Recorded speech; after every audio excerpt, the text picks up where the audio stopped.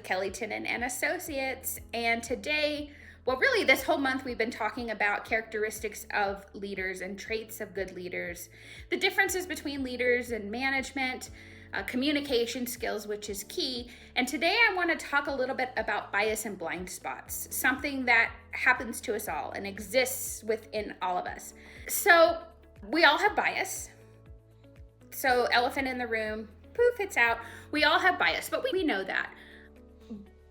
Bias was, I don't want to say created because I don't know if it was really created necessarily, but bias exists in everybody because back in the cave person days, so to speak, we had to make quick judgments. Is this person or is this animal dangerous? We have to make those preconceived judgments, right? Are they going to eat me or am I going to eat them, kind of thing. And we don't live in those times anymore, but yet our brains still operate in this very much reptilian mode, so to speak. So our brains don't realize that it's 2024. And we don't have to really leverage those types of survival skills anymore. But we still are challenged with this idea of bias, just in different forms today. Regarding bias, there's a book, well, there's several, but one book in particular that I find really useful and really compelling in terms of challenging the way that we think about our own bias and different types of bias. And it's called The Leader's Guide to Unconscious Bias. The other book that I really like is called Think Again. One is The Leader's Guide to Unconscious Bias is by Pamela Fuller. She used to work for Franklin Covey.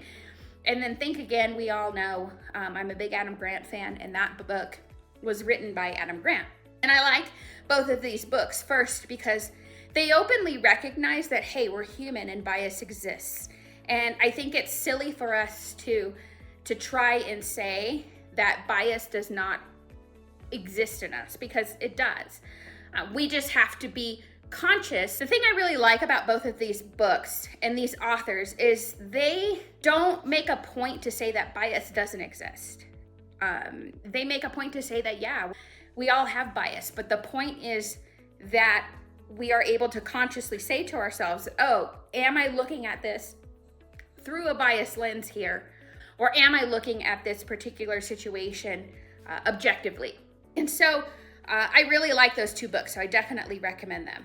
So I wanted to share with you what the definition of bias actually is. So I went to the Oxford Dictionary for that, and just reading verbatim what it is. Prejudice or favor against one thing, a person, or a group compared to another, usually in a way that's considered to be unfair. So just the definition of bias there, so we're all clear about what we're talking about. But there's different types of bias that exist. Commonly, one of them is unconscious, which is just as it sounds. It happens in the background of our brains and it's unconscious. And why does this happen? Because, as we've talked about in previous videos, communication, for instance, there's so many things coming at us from day to day. Our brain starts to compartmentize.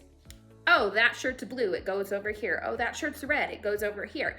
And it starts to put things in little categories to make it easy for us to function every day. And so that's why sometimes bias happens unconsciously, because we've trained ourselves to think, oh, the blue shirt goes on the left, the red shirt goes on the right. And so we have to really train ourselves to be conscious of that and to recognize, hey, am I looking at this again through an objective lens? So really interesting, I think. Another one that comes up a lot is confirmation bias. So this happened, this person who wore a blue shirt cut me off in traffic today. So now I automatically think that everyone who wears blue shirts is gonna cut me off in traffic.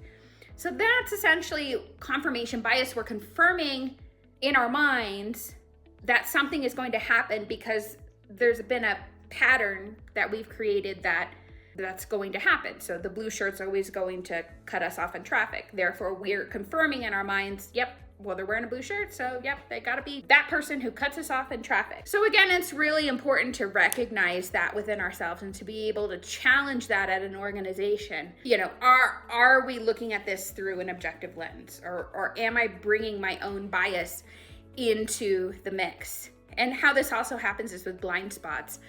Blind spots really happen. Classic example, good example. I am notorious for this. I get in my head driving down the street and forget where I'm going. Or better example, I'm driving home.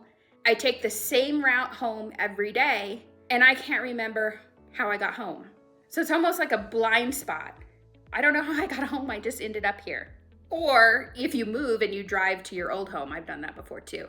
But blind spots can be created in the work that we do. We do something the same way all the time. We've created this blind spot where we've become so good, for lack of a better term, at doing this particular job or this particular task that it almost becomes second nature. And so we forget to take a step back and say, is this the best way to do this? And so this is a place where I think your team can really challenge and question, is there a better way of doing things? Are we just blindly driving home every day and we don't know how we got there? So some things to definitely think about in terms of blind spots, in terms of challenging our own bias. So I'd love to hear from you more on this topic. If you have any thoughts or ideas, please share them with me. As always, you can find us on social media, Kelly Tinnen and Associates. I'm Kelly Tinnen, and we'll see you next week.